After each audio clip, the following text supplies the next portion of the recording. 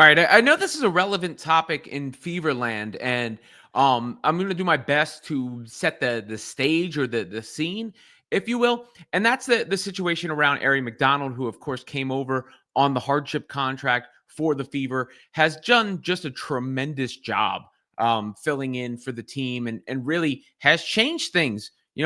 I wouldn't say single-handedly, but her presence has changed things since she came over, because this was a team that didn't have the requisite depth at the guard position. McDonald comes in. She's filled in admirably. She's done a lot of good things to help. She leads the league in steals since joining the Fever. She's taken charges. They're 2-0 since she's been there. And, she's playing big minutes. She played 25 minutes against Chicago, 12 points in that one, shot the ball well in that one. But in the two games since she's come over, she's played 27 and 25 minutes. So not, sitting there as a reserve, really filling in, really helping steer the ship. And the Fever's lack of playmaking and navigating depth was exposed by the injury to Clark. And then, of course, the subsequent injury to Cunningham, and the fact that even Colson got banged up for a minute there. And Colson was really the only backup point guard on the roster going in. So naturally, the feeling around that is you got to keep her no matter what. And look, that's how I feel too. It's how I feel after watching McDonald for a few games. It feels like she's earned a roster spot on the Indiana Fever. The problem is there's feelings and then there's the facts of the situation. And from the facts of the situation, it seems like there's not a real clear-cut path to the Fever just keeping McDonald. It would be great if it was just simple, but it doesn't seem to be simple. So here's how I assess the situation from what I've read and what I understand, okay?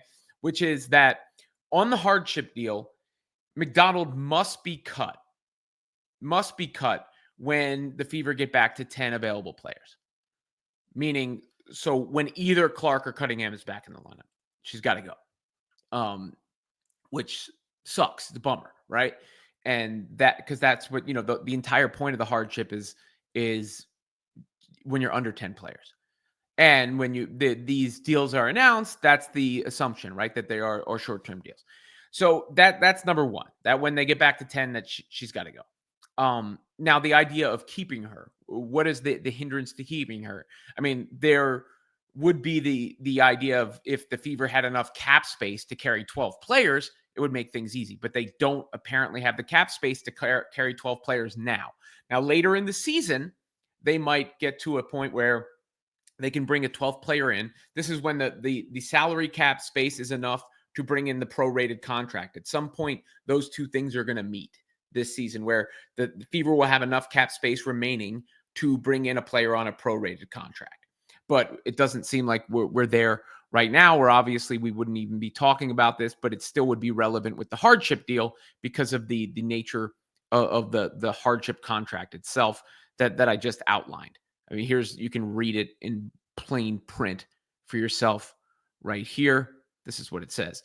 An emergency hardship exemption is allowed at the discretion of the league when a team has fewer than 10 available players on their roster. This can be a result of injury or illness like the regular hardship exception, but the players who are away from the team for other reasons count as well. If the granted exception, the team can sign as many players to replacement contract as needed to reach 10 available players. As the original players return to play, the team must terminate those replacement contracts to remain at 10 players until at least 10 non-replacement players are available. So must is in that wording.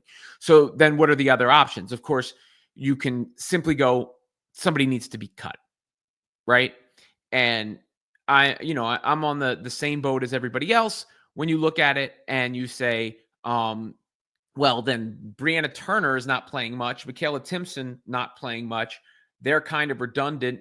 Timpson is a rookie, so you think she has more potential. So Bree Turner is a natural example. I mean, you could say Sydney Colson, but you're already at this point where you're at a lack of depth at that position, so it doesn't make sense to continue to cut from that. But regardless, that's part of the entire ordeal there. But from what I see and what I read, my understanding is that there's a 10-day waiting period. Even this is from Richard Cohen of Her Hoop Stats, which is a very widely referenced site. There's been other recent articles in recent times. I can't tell you I understand the CBA, right? Like I look at it and I don't understand it.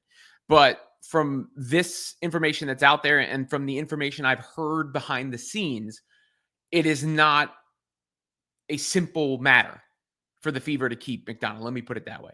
And a 10-day waiting period, if that is indeed the case, obviously complicates things. Because one, cutting someone complicates things. Because the Fever brought players in free agency. The entire league is about to be a free agent in this next offseason. It's not exactly a great precedent to set to say we're going to sign you to a contract, then we're going to cut you. And that's how we do business in free agency after somebody has 2 good games, right?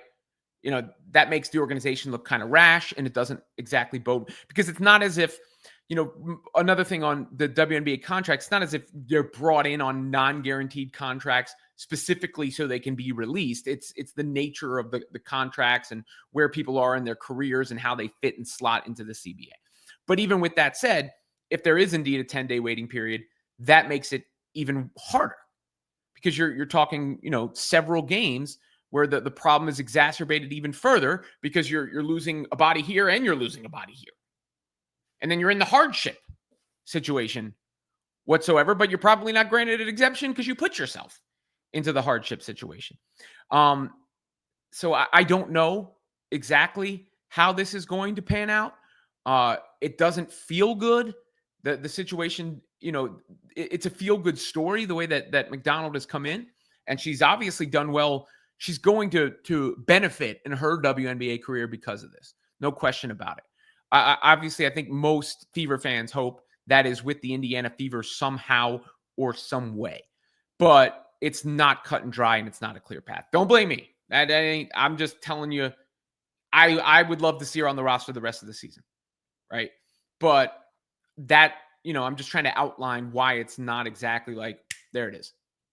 Because they can't just sign her. They have to release her. Apparently, if they release her, they got to wait 10 days. They would have to cut somebody in order to bring her back in the first place, somebody that they signed in free agency.